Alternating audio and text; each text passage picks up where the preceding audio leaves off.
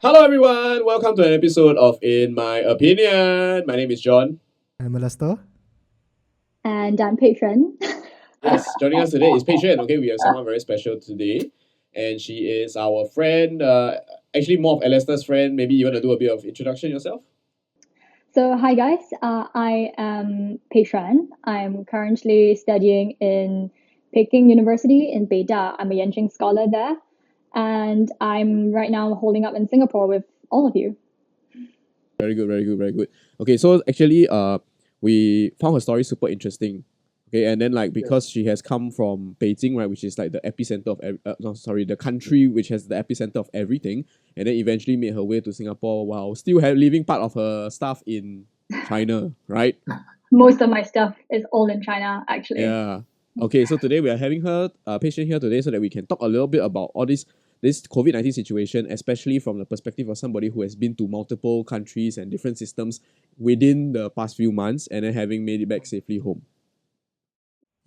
I think there are a lot of times like we as Singaporeans, especially when we discuss these topics, it's always in like just taking the Singapore context in mind. But it's nice to like once in a while just kind of like look at other countries, see what they're doing, and see where we can improve and what we have done well as well lah. Definitely, definitely. And I think like you'll be able to provide some valuable insight. So maybe you want to share with us a little bit on the maybe a quick recap of what has happened, right, since the time you were in Peking University and then eventually make it back to Singapore. Well, I mean, thanks guys for having me and for letting me share my story. So, what happened was that on January 21st, which is when Wuhan went under lockdown, I was actually in Surabaya. I wasn't in Beijing because in January it was our winter break for Chinese New Year, which in China they call it 春节. And all of the stuff, all the international students, we were traveling around. Some of us were in China, some of us were not. But basically, we were given no notice at all. We just received a message on WeChat saying that we were no longer allowed to enter our dormitories because of what happened in Wuhan. And therefore, all the universities were prohibiting international students or even any student, even the local students, from re entering the dorms. So all of us were just caught completely off guard.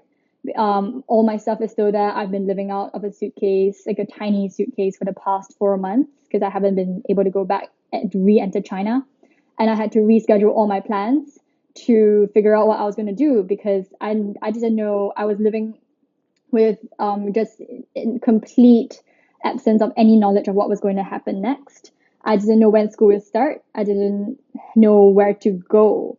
So because I had a bunch of friends in the States and they said, right now, Southeast Asia and Asia in general is not the safest place because back then, Singapore was the country with one of the highest rates of COVID-19. This was in January, right? You were saying? That was in January, yeah. And then so I decided to go to the States because I thought everything would blow over soon. And then from the States, fly back to Beijing. That was the plan. But I ended up being stuck in the States for 6 weeks. This was in February already, I believe. So I entered the States on February 10th and I left the States March 25th, where everything was just, going downhill for the States, for New York especially, because I was based in New York for 6 weeks. Yeah. Okay, so that means you're just done with your stay home notice lah. Yes, I have just completed my stay home notice. To have to stay home for the rest of the month, so I guess. Yeah, I ended a stay home notice and I entered a lockdown or a country in a circuit breaker because we're not using the word lockdown. Okay, so very good. So like having been to China and then Surabaya and then after that to the States and then now you're back in Singapore, I believe you have a little bit of a better understanding than most of us about what people are doing around the region lah. Okay, so maybe you want to share with us what do you think of what Singapore has been doing for the COVID-19 situation as compared to all these countries that you've been to? Well, I think the Singapore government's response has been exceptional if you compare it to other countries. So we conducted aggressive testing from the very beginning. In way back in January, before we even got our first case of COVID-19, we were already preparing for it because we have lived through SARS. And we know that we are susceptible to such a pandemic because of our proximity and relationship with China. and we have a lot of traffic from China. So it was inevitable that we would be hardest hit, if we didn't take any precautions. So in that sense, our aggressive testing, our very clear communication channels between the people and the government, and as well as the very meticulous contact tracing, that's something that other countries did not do in early January. I mean, late January, and in February until March, where other countries believing that, I mean, I'm thinking right now of maybe the States, because I was in the States, and when I entered the States, they were really no checks or balance, no checks on like who had COVID-19 or not. So they only asked me at immigrations if I had been to China for the past 14 days, to which I answered truthfully, no, I haven't. And that was all. No one took my temperature, like no one scanned me for anything. There was no quarantine. There were no measures, because I think they just thought that they were so far away from China that it wouldn't affect them. Right, I understand. So But this in the is like States, in February, yeah. lah. This is what the States was doing in February, when actually in Singapore, February was DOSCON orange already, right? Yes, correct. It was pretty bad in February, I remember. But like for some, I think everyone was looking at the States as well, because like the States was seemingly doing nothing. Like I always tell my friends this, like the Western, I consume a lot of Western media, and I think a lot of people do. But it seems like the Western media were not caring about the coronavirus at all, or COVID-19 at all at that time. And then suddenly when the States, when like New York became like a new like epicenter, or like when it started becoming a more rampant problem in the States, suddenly now all I can see on my Facebook and everything are COVID related news. And I think they're like, A bit late, lah. That's the thing. yeah, it's quite interesting that like even when like everyone else was panicking, they were just like chill. Mm. In fact, I remember that was the period whereby the politicians were saying like, oh, it's gonna be all right. We are like super ready. There's nothing to worry about. Please go out and continue party. Yeah, so when I was in the States, and life was just going on as per usual, people were treating COVID-19 like a meme that was a very China specific meme, and they were just basically very lackadaisical about it. And because I was living with friends who are American citizens, Trump, I was watching Trump briefings, and he's just like he was denying that the virus was the problem in February. He said that it's as serious as the flu, and more people die from the flu every year than at that point in time than COVID-19. So there's nothing to worry about. He's also very concerned for re-election, because right now, I mean, if it were it's sort of the election period for the president in the States. It's coming up soon, so he was really like sort of preoccupied with things like with domestic politics, and this was kind of on the back burner. He was also dealing with the Senate, who they were trying to impeach him, and then there was just a whole lot of other things that were going on. I think there was just not a priority for the States in February at all. I'm guessing the citizens are paying for it now, lah. Yeah, it seems like it, because today, we've just seen. I think the USA has broken a number of records. Today we saw 2,000 deaths happen in a single day. The US has the highest cases of COVID-19, more than any other country in the world. I mean, you can say that China's statistics are inaccurate because maybe China has been misreporting, or China has been like not testing. There's all these conspiracy theories floating around, but like it's not really our position to look at that right now. We look at what is in front of us, and it does seem like obviously the States has the highest caseload so far, and it even surpassing Italy, which was kind of the epicenter of the crisis in Europe and caused this entire meltdown across the Europe region, which then spread to America. Yep. Yeah. Okay. I want to go back to the point about like the re-election thing, because in Singapore we are also kind of having a general elections supposedly this year. So a lot of people, I mean, there's been like a lot of discussion about whether general elections should be held this year given the whole COVID problem.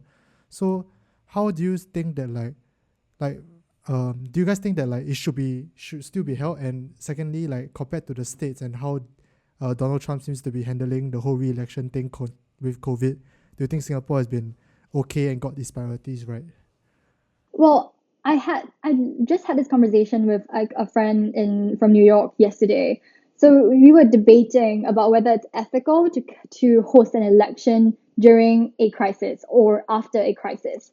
For instance, Wisconsin, the governor of Wisconsin is Democrat, but that's irrelevant for now because he tried to block the election that was being held in Wisconsin, but the Republicans wanted to push it through because and right in this period where people are not supposed to be going out because it's unsafe, but because they still do traditional letterbox voting, like the Republicans were essentially trying to force a very unsafe election where if it's either you vote, because voting is not compulsory in the states, so either you put your life on the line to vote or you don't vote at all.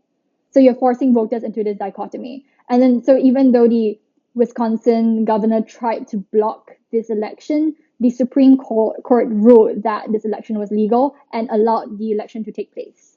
So you saw videos of people just queuing up, not observing safety distances, or people who just don't have masks. But then it's either you vote and have your voice heard or not at all. So in that sense, it's definitely gerrymandering, and I believe it was quite an unethical move to make. Yeah. But then and then maybe you could draw a parallel in this case to Singapore. I don't think the Singapore government will host or will run an election during the pandemic period. What I think is that an election might happen immediately after we have been through the worst, because crises tend to privilege the incumbent governments. In the US, like wartime presidents have always been reelected. It's the same thing in the UK as well. Winston Churchill was reelected after World War II because people want stability in times of crisis. And if a leader has proven themselves capable of taking the country through a crisis, people tend to want to preserve the status I mean, quo. it makes sense lah. This would be a typical human reaction. Exactly. Yeah. So I think I would see why the Singapore government would want to run an election after the crisis, because this would definitely privilege their position and it would strengthen their sort of the voter base as compared to the opposition. I think right now, based on what you're saying, I mean, politics wise, right? Yeah, definitely. I feel that a lot of citizens are very heartened by the effect by the actions of our governments, lah. Because definitely there are a lot of positive effects on the general population. But on the matter of ethics, like you mentioned, I think I agree with you that like holding it right now, especially during this very critical period, right, it's not something that should be the priority of the government if truly the citizens are what you care for. Actually, I'm very curious because the government has been trying to push us, like Singapore, I'm not talking about the US, but in Singapore, the government has been trying to push us to like go ahead with the elections, especially if the things die down a little bit. So I'm just very curious as to why the government wants to push this forward so quickly instead of waiting it out. I think it's very important to understand that in order for a democratic government to work, right, systems and rules must be followed. It cannot just be stopped because of something. It just so happened that like this is an extreme situation whereby if you go and think about it, acting either way does not really give you the most desirable outcome. One would be problematic for the institution. The other would be problematic in terms of the disease. So which is the way to act? Either way to act, you will draw criticism, right? So I think it's not the right thing for a citizen right now to question their government on election decisions during this COVID-19 period, because the priority, I mean, the trust in the government is what's important right now in order to survive this situation. Than thinking whether the decision is correct or not. You know what I'm talking about, right? Because the whole scenario is a lot bigger than like, they decide to choose A is B when actually B is what I wanted, or B decide to choose B because A is what I wanted. That I feel is a little bit petty compared to the emergency situation we're currently in. Yeah. I think it's two things. Like, firstly, because according to the Constitution, we have to have an election by next June. So we can't, like, any government shouldn't violate the Constitution, because the Constitution is what runs the country. So that's point one. But the second point is that I think having an election is not necessarily a bad thing, because it gives the population a chance to evaluate how the government has performed. Because when it doesn't necessarily always privilege the incumbent, because what if the incumbent does a bad job? So then they would have to suffer for it at the ballot box. But then if they do a good job, they will be maybe disproportionately rewarded for it. Who knows? But then, so that's why, in that sense, it does give the population a chance to reevaluate how the government has performed. And then with the examples that I previously raised about wartime presidents, that tends to be the case that wartime presidents are usually re-elected because the populations usually think they've done a good job, but that doesn't necessarily mean they didn't actually do a good job. Yes. Yeah. Yeah. Okay, I think this one we are poking a little bit too much into politics already. Maybe we just come back a little bit to how Singapore is working on this current COVID-19 problem, right? So Peixuan, having been to these multiple countries, right? Maybe you can give us a short list on what you think Singapore can do better as compared to what you've seen, you know? Right. Yeah. So I think that what Singapore has room to improve in would be how we have handled the migrant workers in our community. Because right now we're experiencing a third wave of infections. And the first wave was back in January, where we had, Chinese nationals entering China, entering Singapore, etc. And then the second wave, we've curbed that, but then the second wave was when all our a lot of Singaporeans were returning from US and UK in March, including myself. That might have put the population at risk again because of the imported cases. And then the third wave that we're experiencing now is the wave coming from the migrant workers, which I felt was a ticking time bomb. I think the government did really well in sort of taking care of its citizens and then planning out these amazing resilience, unity, solidarity, these budgets to tide us through the economic recession that we are about to face.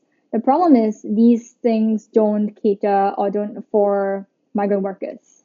I think we've sort of neglected the migrant workers in our midst because what the government did in February and March was that they gave guidelines to dormitory operators. But the fundamental problem is that these dormitory operators were unable to abide by these guidelines, such as social distancing and clean, good hygiene, less usage of communal areas. Because by the design of the dorms itself, it's impossible for migrant workers to socially distance themselves from each other.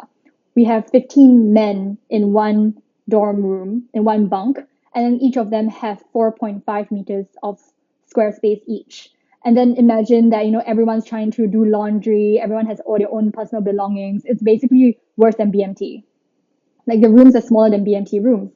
Then you have the communal areas which are filthy. We see reports of like cockroaches, of lizards, of pests, trash not being cleared, just very poor hygiene in general in these communal areas because of the very nature of the space. And then that makes it impossible for dormitory operators to actually comply with the Ministry of Manpower's guidelines back in February and March. So even without COVID-19, these dorms were already a big problem for the living standards of migrant workers. Like we aren't taking care of them enough. And then COVID-19 has just exposed the reality to us that it's becoming a real problem because once one worker gets it, you can almost guarantee that like 20,000 people, men in the same dormitory, will definitely get it because they aren't allowed to leave. Like what the government is doing right now is that they're isolating each each dormitory with a case. So 5 dormitories so far have been isolated. That means nearly 45,000 migrant workers are in isolation. What does isolation mean? They can't even leave their rooms. The guidelines is that they stay in their rooms and then food will be delivered to them. And unlike us, we can go out for runs. We can go out to buy food if we wear a mask. We can still live as normally as possible. But for the migrant workers, it's essentially, their dormitories are being turned into jails. So it's a very different situation for them and for us right now. Yeah. I think there's a very big criticism of the government so far, like when it comes to the whole like how they have been handling COVID, is that a lot of people have been throwing on the word like reactionary. Like the government has been being reactionary to like what's happening. So when back in like January or February, a lot of people were criticizing the government for not closing, like for not implementing like travel restrictions fast enough, especially with China, like the people from China. And even now with the whole migrant worker situation, like I think a lot of criticism is coming towards the government for like not having enough foresight to see that this was going to be a problem, and just reacting based on like, oh, now there's a huge a spike in dorm cases, let's do something about it. So like what do you guys think about, do you think the government is indeed being reactionary, or is it just the product of these weird circumstances that like you can't really blame anyone for not being able to see like the future when it comes to these sort of things? I think our government has been. I wouldn't say that they're not reactionary, but at the same time, I would say like if there's a spectrum of reactionability, they are on the lower They are on the lower end of the spectrum now. Because I feel that despite what people may criticize about the government, right, this is a situation that is so new that no one in the world or no institute in the world is able to properly wrap their heads around it. So as a government, there are many things you have to consider when the threat is like, I mean, you can compare this to like wartime, you know. So wartime, right? War doesn't come at one go. You know, it escalates for a country. So when a country faces a crisis like war, right, you will always start from a very low threat level, eventually to a very high threat level. And the difference between wartime and this is that war is very much more predictable. I mean, it's very funny to say, but war is very much more predictable than this current new novel coronavirus. So what happens is that our government has all these guidelines, I believe, since SARS and from all the other operations that they may have to move forward. But it's just that this situation changed so quickly that they have no choice but to work in a more reactionary manner than just like being able to act the policies and things are done. It's not that simple. And I feel that like faulting the government on being reactionary is not the right way to approach this. I think it should be if there are critics to our government or the systems, I feel that the critics should be the fact that like during peacetime, during non-emergency times, these were not things that were put at the top priority. And that has nothing to do with reaction. It's just purely no emphasis on pandemic research and stuff like that. And I think if you want to talk about that aspect of governance, then every country in the world has been neglecting that aspect. And that's why we're in this situation right now. Yeah, to be very fair to the Singaporean government, back in January, we were one of the first countries to implement a ban on travel to and fro China. So because I haven't really been updated with what Singaporeans on the ground have been saying, I've just been looking at it from a distance. Comparatively, the Singapore government has done a very good job. If you want to look at Italy, if you want to look at the UK and the USA. However, for the case of migrant workers, I think there was a problem that was just waiting to explode, because in February, a lot of NGOs such as Transient Workers Count 2 have already flagged out that dormitories will be a problem. No matter how much we try to contain the situation outside, the dormitories are still, physically, they are in Singapore. They are, part and parcel of our social fabric, even though they're not citizens. So if they get it, it's bound to spread to the community in Singapore who are not migrant workers, because the pandemic does not discriminate. We are fighting a war right now, and the war is against COVID-19. So it's definitely not a conventional war, but in a sense, I think this was one of the lacunas that the government might have overlooked a little bit, because they were really robust in all other areas. Yes. I think what you mentioned is very important and very accurate to this particular situation. I feel that in terms of preparedness for Singapore, in terms of for our government, for our citizens, right? I feel that the level of preparedness is extremely high, and for most countries, I would say we are already one of the top few in terms of protecting our own citizens' interests. But we forget that there are other people, that are also part of our society, which are the people who are not necessarily citizens. Different tiers of it. It could be purely migrant workers who are on a work pass, or it could be just long-term pass people. And that is where it becomes problematic, especially for the lower tier workers, who are housed in dormitories, which is like what you mentioned, a disaster waiting to happen. And I think I have this theory that like the reason why we're in circuit breaker now is because when the first migrant worker infection was confirmed, the government already started to plan for this because the thing about COVID-19 is that it will expose all the cracks in your system, and the good thing about our government being reactionary, Lester, is that the moment this has happened, right, based on what they understand, they immediately plan for. I believe they immediately plan for this. Yeah, I don't think. Okay, I think that while I think the government's actions seem to be reactionary, I don't think it's fair to expect them to be not to do anything else other than reactionary, especially when it comes to a brand new virus that no one really knows about. And sure, there are some things that you can see coming, and like maybe like the migrant worker thing was a big problem that should have been solved.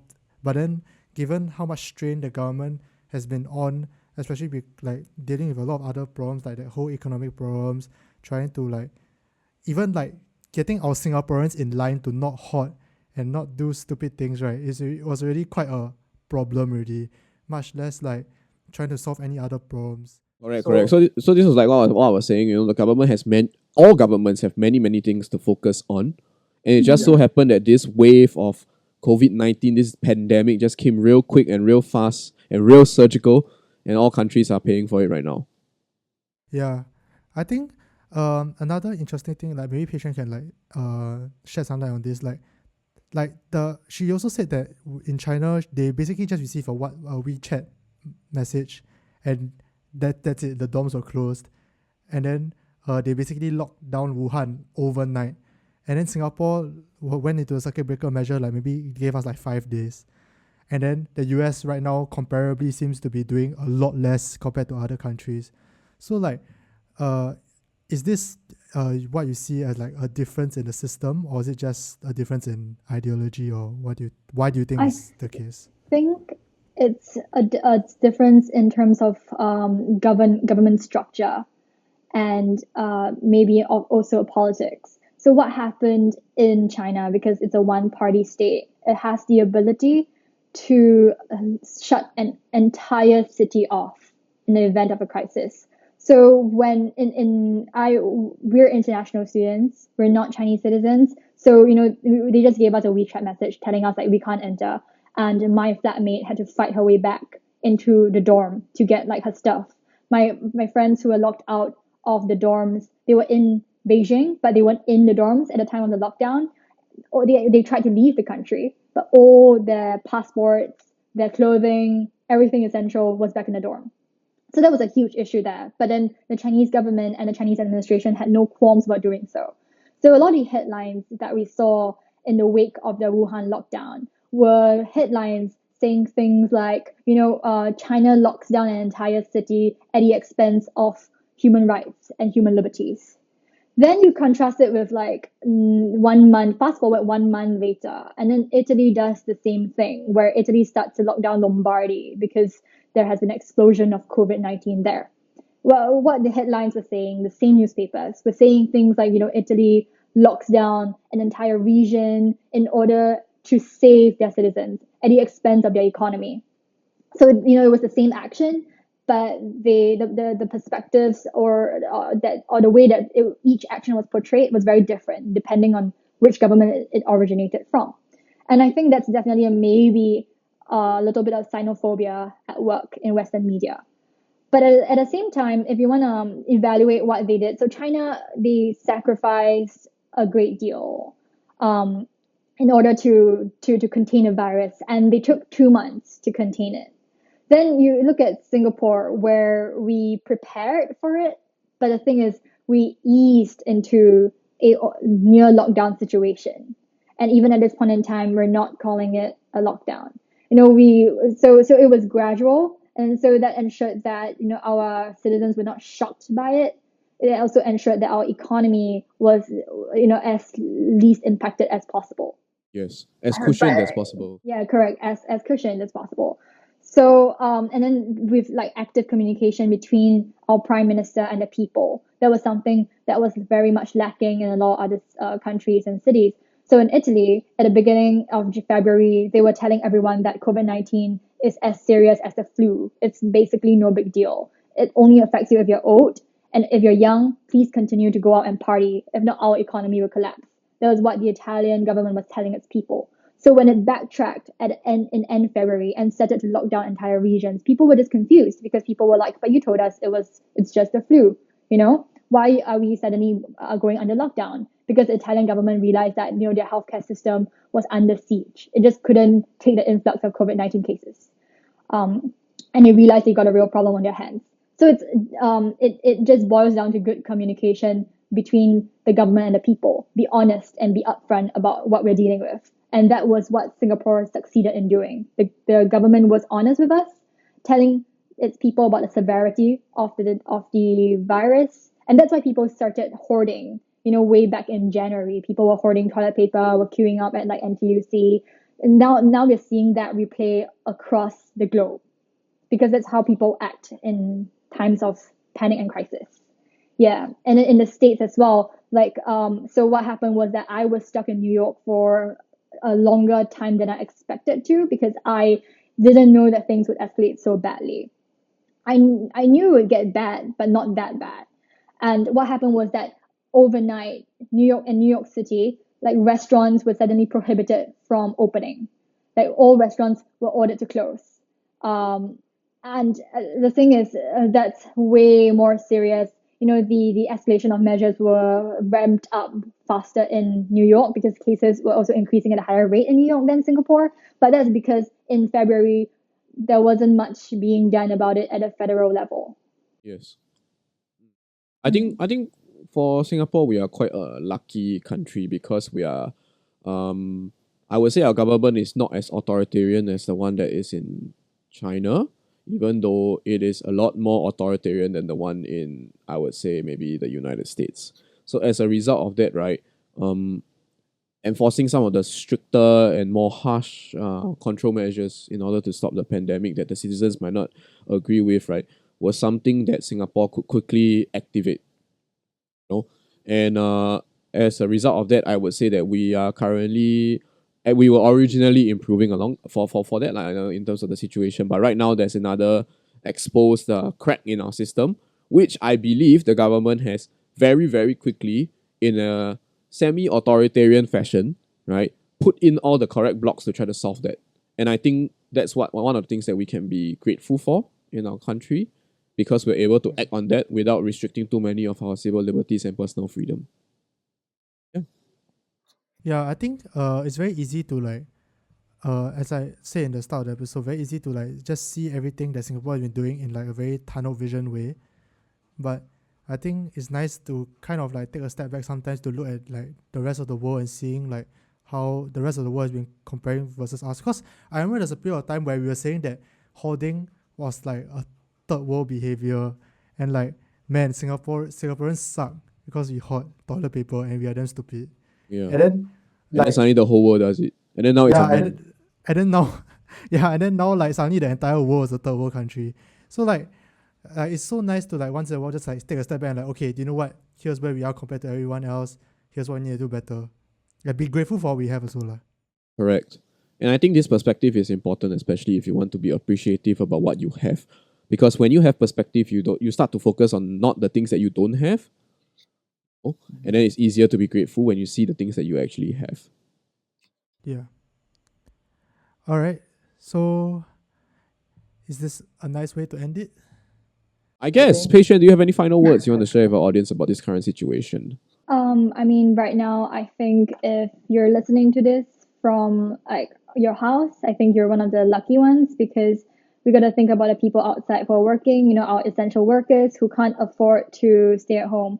So being able to stay at home is something for middle class people or like upper middle class people. It's for someone who has a job who can do that. It's for someone who is a citizen. I mean, if you're right now, like if you're stuck in the migrant worker dormitory, your freedom of movement is restricted. You can't go out and run. There's just no space for you to be safe away from someone who might be infected, who might be sleeping right next to you. So we're lucky that we don't that some of us don't have to go through that.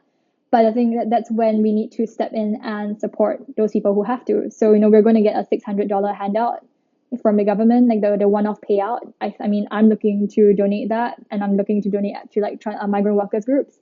So maybe you can consider donating that to someone that you think needs it. It might be a friend who's struggling financially, or a family member, or it could be like an NGO. I'll be putting a link in the description with like a bunch of like organizations that you can donate to. I actually linked it in the previous video, but I'll put it down again just for you guys.